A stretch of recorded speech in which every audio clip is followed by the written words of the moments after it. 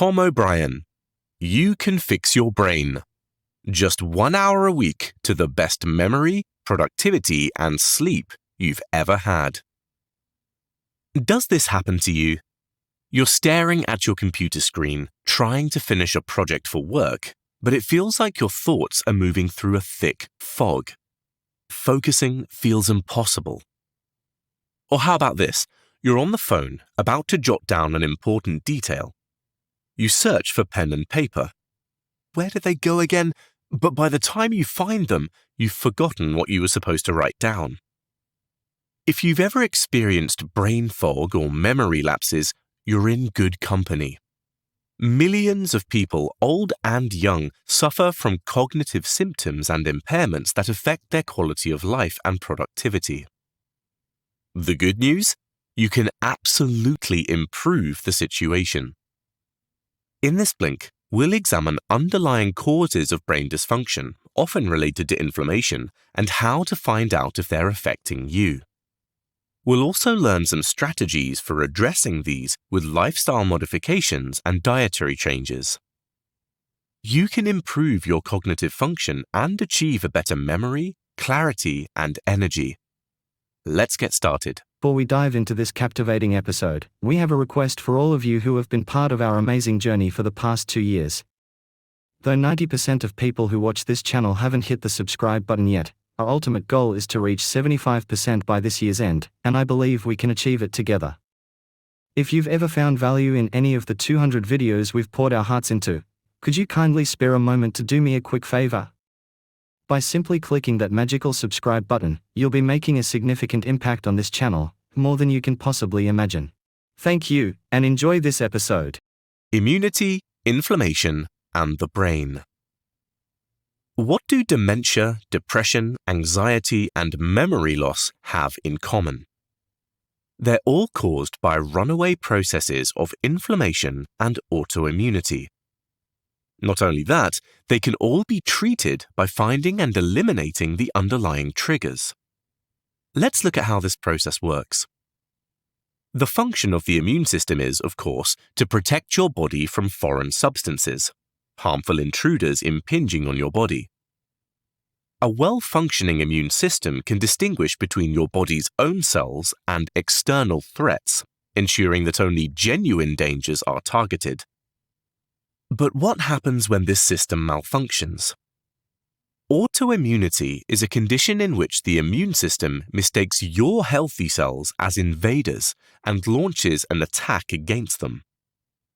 This leads to inflammation within the relevant cells and tissues and can even cause your immune system to destroy these cells if it believes they're damaged. So, where does this all begin? Often, it starts because of the presence of foreign substances, environmental toxins, or foods to which either you have an individual sensitivity or which are simply unhealthy in general. Unfortunately, the modern world exposes your body to many such slings and arrows. These insults can leave your immune system chronically triggered, constantly overactive. Brain symptoms like brain fog, memory issues, and even anxiety and depression indicate that inflammation is happening in the brain, impeding its proper function. So, how do these substances get into your brain in the first place? Let's zoom out to the rest of the body. First, your gut. Your intestinal system has evolved to do a difficult and sensitive job, allowing you to absorb all of the nutrients that your body needs to keep running while blocking out what's harmful or not needed. Your intestines have a semi-permeable mucus lining which acts as this filter. But in some people, the mucus lining becomes damaged and overpermeable, known as leaky gut syndrome. A leaky gut lets through substances that it shouldn't, like bacteria and toxins. But your body has another protective mechanism in place to protect the brain, the blood-brain barrier. Just like the intestinal lining, your blood-brain barrier is kind of a filter, allowing only those substances which are supposed to get across to enter, straining what gets through like an ultra-fine cheesecloth. Your brain is sensitive and important, so this filter is even finer and more selective than the one in your gut, operating at the molecular level and blocking whatever's not needed. But this filter too can become compromised in what is referred to as a breach of the blood-brain barrier. Once that happens, the foreign substance is free to enter into your brain tissue. Your body then begins to initiate the immune response we discussed earlier. Blood tissue becomes inflamed and begins to lose function, resulting in slowly worsening symptoms as the tissue becomes progressively damaged. For many people, the idea of damage to the brain is an especially scary prospect. One reason is the sense that this damage is truly permanent. Scientists used to believe that we had a fixed number of brain cells, and once they were gone forever. While your brain cells certainly are precious and merit your careful protection, newer science has shown that it's possible for brain cells to regenerate. This gives some hope that it's possible to restore brain function that's been compromised, to heal the brain. But before we can, we need to address the underlying problems which resulted in damage. We have to eliminate a leaky gut, restore the blood-brain barrier, and ultimately eliminate the offending toxins that caused the problem in the first place. So, how do we know if these dangerous autoimmune processes are present? We'll cover that in the next section. Your biological dashboard. You're driving home after a long day at work, looking forward to a relaxing evening. Coming along an uphill stretch, you notice the temperature warning light on your dashboard turn on. Concerned, you bring your car to the mechanic. "It's a good thing you came in," they say. "You've got a leaking water pump which made your engine overheat. If you'd kept driving, you could have ended up with major engine damage. But don't worry, I fixed the pump. You're good to go." The warning lights on your car serve a vital role. They give you an early heads up that something's wrong, so you can address the issue before damage occurs. When it comes to protecting your brain, the same principle applies. Biomarkers linked to specific health issues may appear years before actual disease sets in. These can act as early indicators of immune conditions which, left untreated, could damage the brain tissue later on. Ideally, you can test these biomarkers to find any irregularities even before any symptoms occur.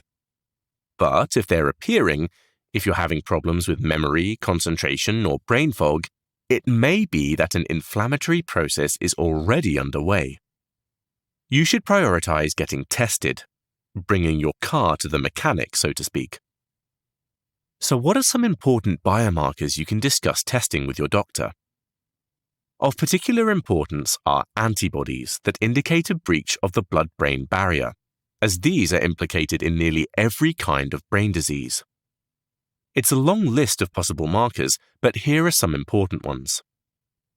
As it happens, the same antibodies that are related to leaky gut are also related to a leaky blood-brain barrier. Examples of these are antibodies to zonulin, a compound released in the intestine, and actin, a type of muscle protein. Another group is antibodies to lipopolysaccharides, or LPS. These are bacterial byproducts, the proliferation of which has been linked to Alzheimer's, Parkinson's, and other diseases. Another category is antibodies which were traditionally measured to determine evidence of brain injury, but are also indicative of brain inflammation. These include antibodies to neuron-specific enolase, or NSE, gliofibrillar acid protein, or GFAP, and S100B. The last group of antibodies we'll mention are ones to the transglutaminase family of proteins. First among these are antibodies to transglutaminase 2, or TG2. This is one of the primary markers for celiac disease.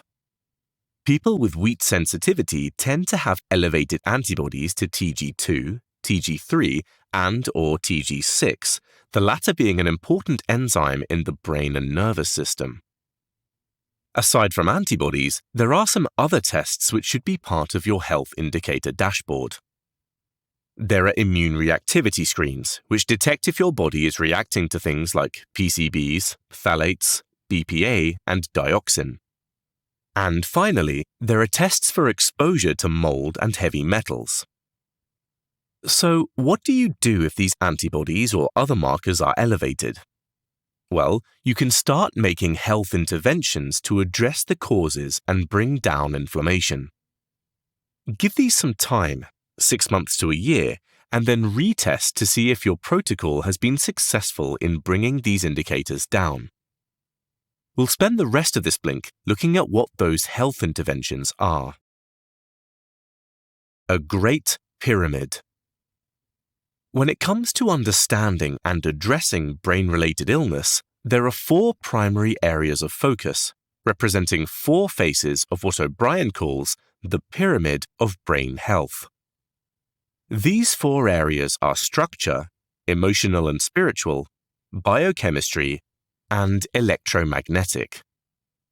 The base of the pyramid is your structure.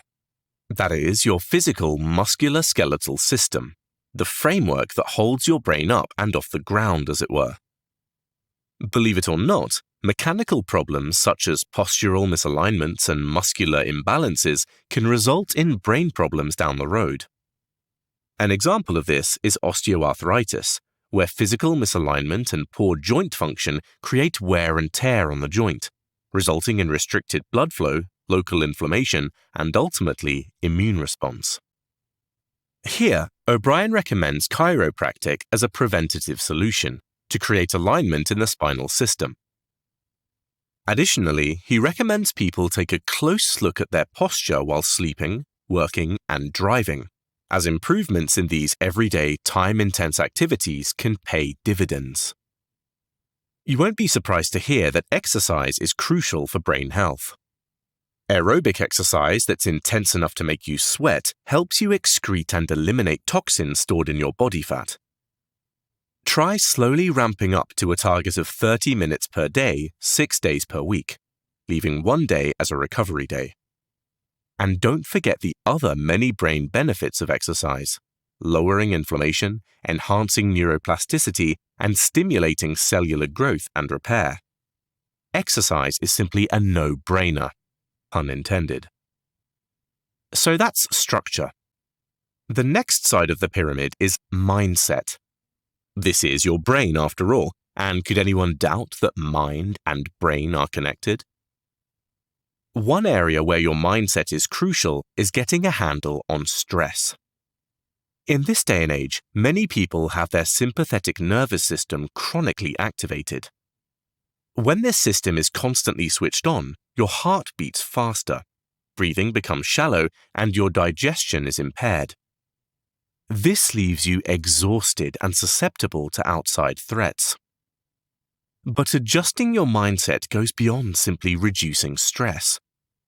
According to a 2012 study, mindfulness can actually reduce inflammatory markers even while stress is present. Other studies have found that meditation increases levels of brain-derived neurotrophic factor, a compound involved in regenerating brain tissue. And quite separately from the above, meditation has also been shown to have benefits in terms of concentration, focus, and emotional resilience. Other ways of addressing the brain via your mindset include psychotherapy, breathing exercises, and prayer. Biochemistry and electromagnetism. The next face of the pyramid is biochemistry. One strategy here is detoxification. We talked earlier about how exercise can help flush toxins out of your body. One way you can help this process is through intermittent fasting. Fasting has been used for thousands of years as a way of purifying the body. The ancient Greeks knew it. Plutarch, for example, is quoted as saying, "Instead of using medicine, rather fast a day." Or Paracelsus, "Fasting is the greatest remedy, the physician within." Intermittent fasting, otherwise known as time-restricted feeding, is a practice in which people restrict their eating to a particular time window, say the 12 hours between 8 a.m. and 8 p.m. Regular intermittent fasting has been shown to, yes, burn fat, lipids and tissues where many toxins are stored, which allows the body to rid itself of organic pollutants. It also gives the body a chance to deal with damaged cells, which then get replaced by healthy new ones. To help with detoxification, make sure to drink enough water, as this helps your body circulate fluids and flush out the bad stuff. And of course, you should do what you can to avoid exposure to toxins in the first place, by taking care about which products you use, such as personal care products and household cleaners. Last but not least is what you eat. Your biomarkers and antibodies can help inform your choices here.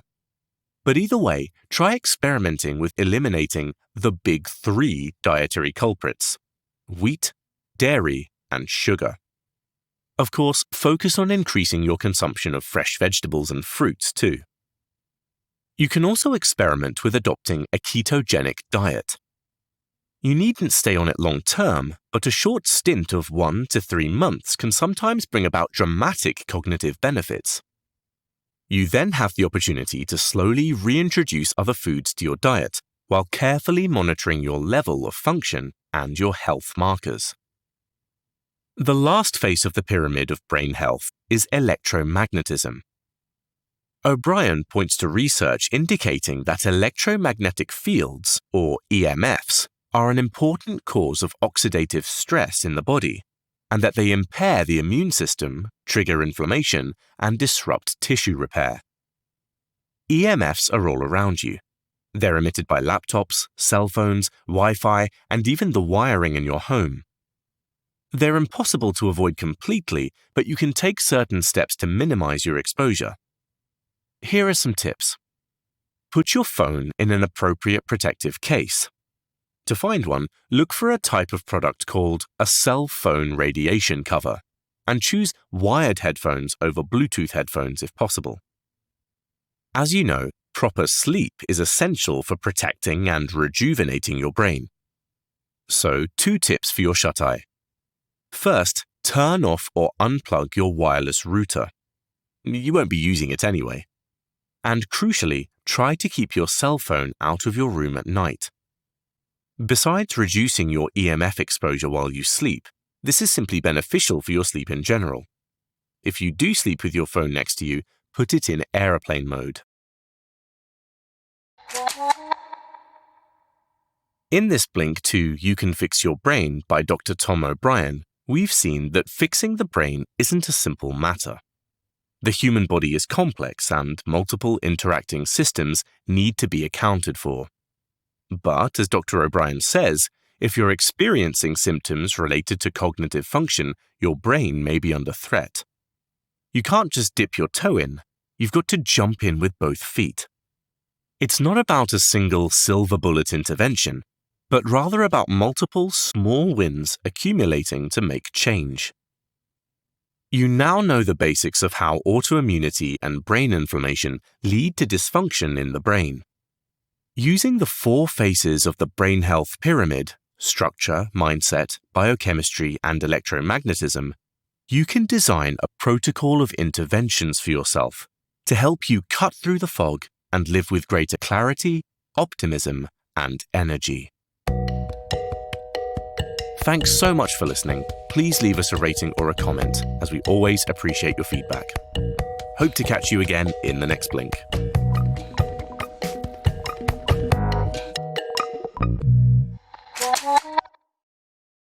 Got feedback? We'd love to hear from you about our content. Just share your thoughts and book recommendations in the comments section, and be sure to subscribe to our channel and ring the bell to get notified about the latest extracts. Thank you and have a great day.